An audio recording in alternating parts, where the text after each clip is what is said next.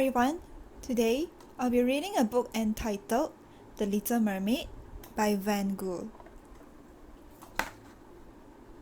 So this is the first page, and here is our main character, the Little Mermaid. Once upon a time, deep under the sea, there was a beautiful castle. Never had a ship's anchor touched its roof. It was so deep. The courtyard was full of unusual, graceful flowers and seaweed where the fish came and went like flocks of birds in the sky. Here is our fishes, and here is the castle.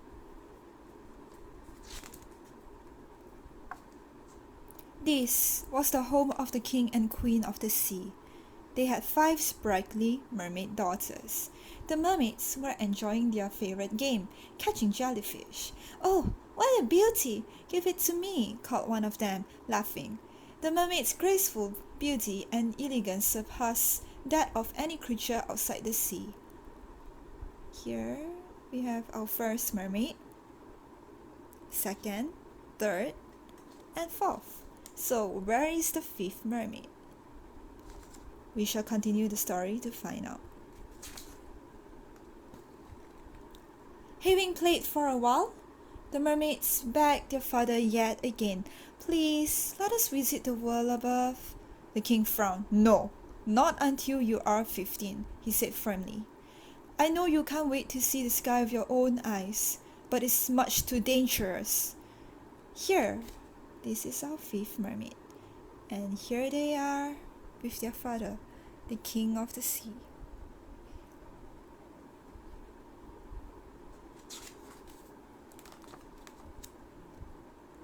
"Up above," added the queen, "there is no water, and people walk about with legs." The youngest, prettiest, and most inquisitive little mermaid listened intently. She loved her mother's tales about the world above. There, our 5th character, our 5th mermaid, the Little Mermaid. "How beautiful the sea looks when the sun shines brightly from above," sighed the youngest mermaid. "How I long to be 15. And every day, the Little Mermaid would swim near the surface to watch the sun rays filtering through the water. The mermaids waited, restless but obedient, for their chance to venture to the surface of the sea. The months passed slowly, but finally, the eldest turned 15. She chatted excitedly after her long-awaited trip. "The moon shines in the shape of a crescent," she told her sisters. "Mother had said so, but I never imagined it could be so pretty."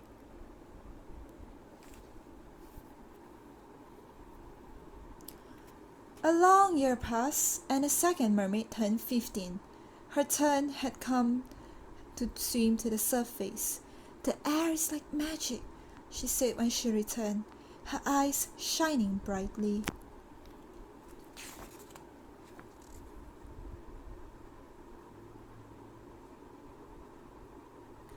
But the little mermaid had a few more years to wait.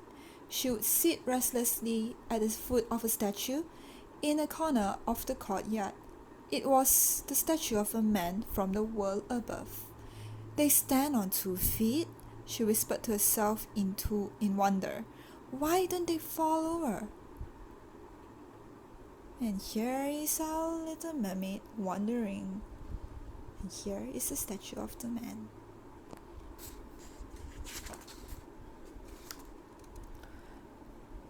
On her first trip to the surface, the 3rd mermaid saw beings swimming at the mouth of a river. "On land they manage very well," she told her sisters, laughing. "But in the water they're very clumsy." The 4th mermaid couldn't resist a cry of admiration when her turn finally came, and she caught a glimpse of the night sky. "There are thousands of stars glittering up above," she reported happily. Will I ever have a chance to discover anything as beautiful? Wondered Little Mermaid impatiently. At last, it was the Little Mermaid's turn to emerge from the kingdom of the sea. She gazed in wonder and delight at the ship sailing gracefully through the ocean waves. The deck was brightly lit, and she could hear music. The mermaid was so intrigued she swam closer to the boat. And here is our Little Mermaid swimming closer to the boat.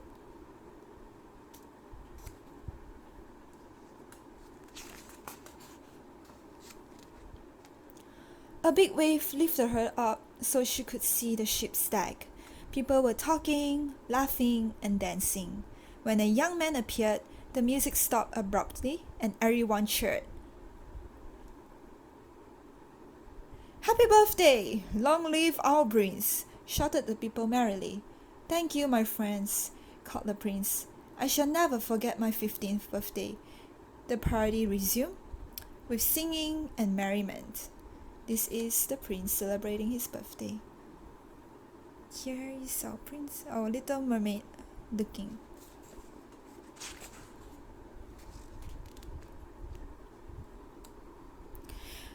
The mermaid watched the handsome prince so intently that she didn't notice a storm approaching. The gentle breeze became a whistling gale, whipping the sea into giant waves. The music stopped, and deckhands rushed about as the ship rose and fell on the angry ocean. Suddenly, the great mast snapped, and the ship rolled sideways. Water rushed onto the deck.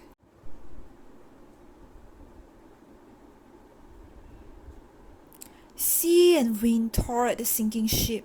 The Little Mermaid watched in horror as the prince swept into the water. He struggled to swim, but pounding waves pushed him under. "No!" cried the mermaid, swimming swiftly to him.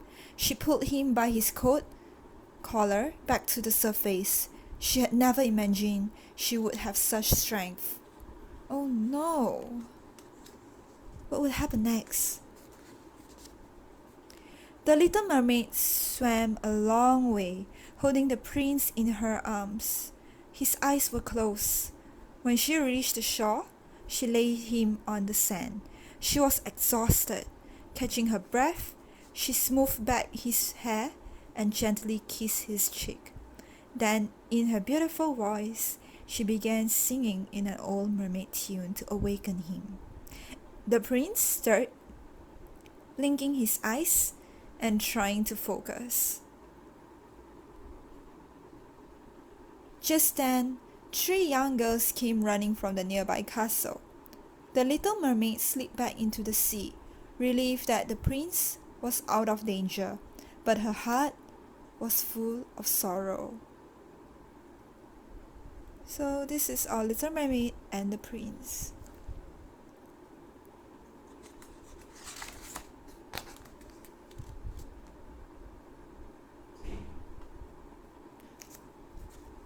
Deep down in the sea, the Little Mermaid no longer sat by the statue.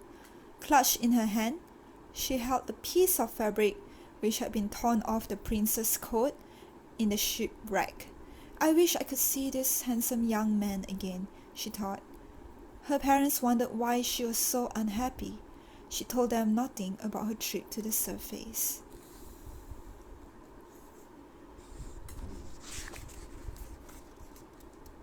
At last, she decided to somehow join him. But how will I be able to walk without legs? She wondered. Then she thought of the sea witch. "She's the only one who can help me," she said excitedly.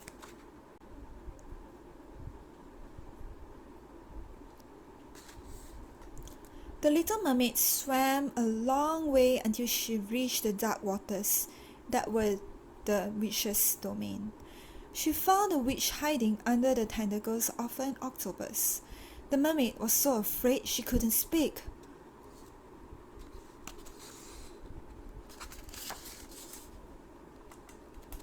So this is the witch.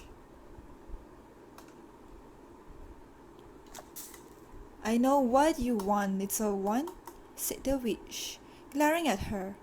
2 lovely legs to run about with. I can do that for you, but you must give me something in return.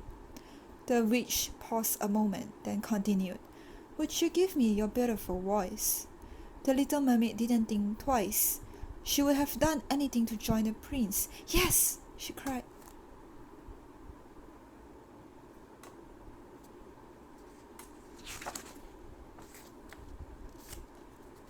No sooner had she spoken the word than her voice was gone, unable to utter a word, a sound. The mermaid sadly touched her throat. Take this potion and go to the kingdom of human beings, said the witch. When you drink it, your mermaid tail will separate. It will be painful, but then you will have the most beautiful legs on earth.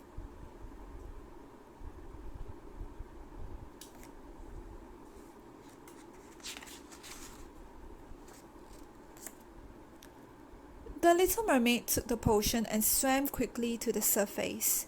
She made her way to the shore near the prince's castle.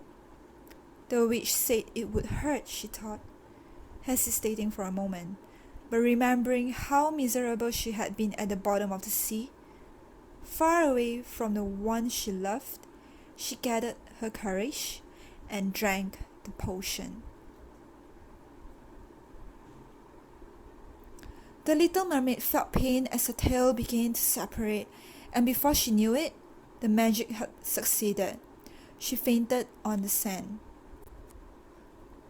When she awoke,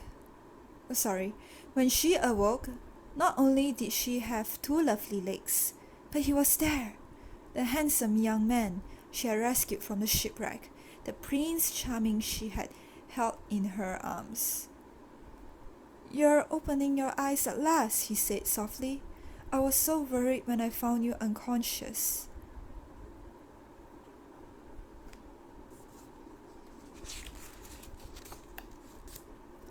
The prince handed her some clothes and helped her to stand up. It wasn't easy. He thought she was dizzy because she was weak, but she was learning to walk. That night, a ball was held at the castle. The beautiful, silent little mermaid danced happily with the prince. No one knew who she was or what she had given up to have those dainty legs. Here they are dancing at the ball.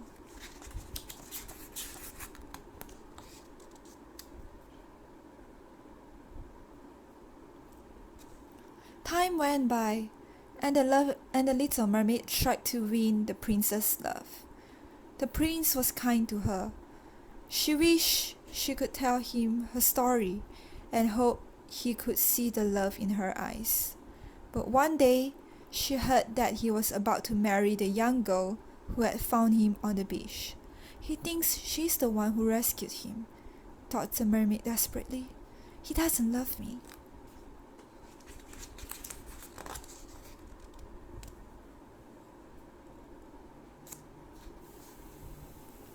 Ever since the little mermaid had left the kingdom of sea, her sisters had visited her each day. Unable to talk, she made gestures to explain how desperate she was. I know, said the eldest, the prince doesn't love her. We must help our dear sister. Let's ask the wish. If we give her our beautiful long hair, she may agree to help our sister again.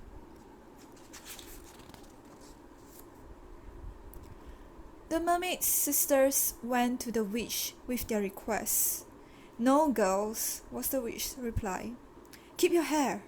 I'm not as cruel as you think, and I know what is going on up there.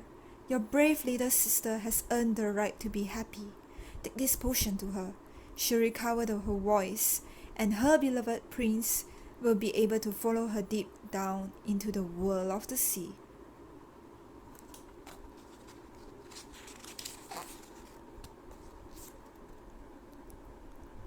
The prince's wedding ceremony on the royal ship had begun when the little mermaid drank some of the liquid potion and began to sing.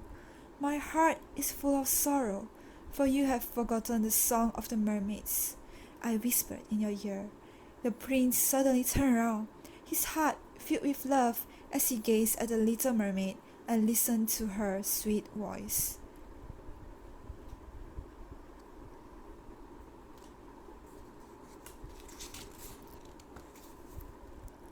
The mermaid sang the story of all that had happened because of her love for him.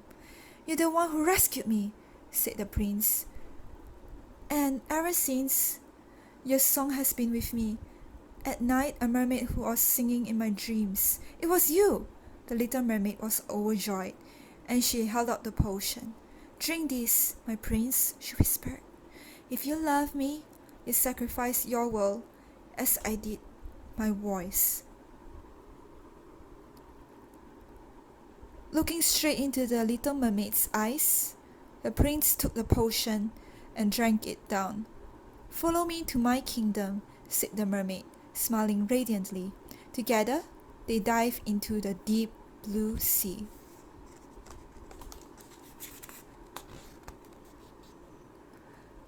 The little mermaid could hardly contain her happiness.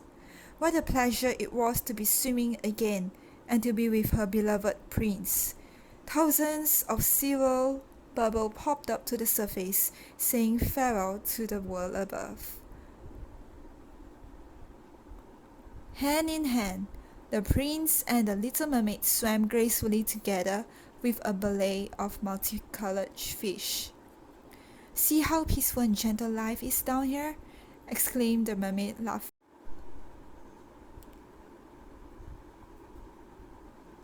Still wearing their wedding finery, the happy couple made their way to the king and queen's castle at the bottom of the sea. They were followed by the mermaids. The mermaid's mother and father were overjoyed to have their daughter back. They listened to the little mermaid's story. Then the king turned to the young man. "Welcome," he exclaimed. "We wish you happiness. Fish tails or naked feet, love is the only thing that counts."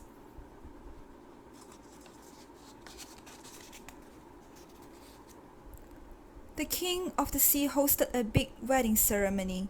The young couple then left in a beautiful carriage, pulled by 4 sea horses. The mermaid's family bade them goodbye, wishing them eternal happiness. And here is our 4 seahorses. 1, 2, 3, 4.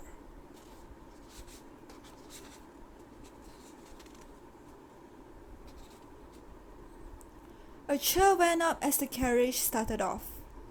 Every one of the king's subjects waved and threw kisses as they went by. They could see the beautiful love between the little mermaid and her prince. And when the new couple's honeymoon was over, the prince and the little mermaid returned to the castle under the sea, where they lived happily ever after. So the story ends here. Thank you very much for joining me in reading this storybook. I hope you have a great day. Thank you. Bye.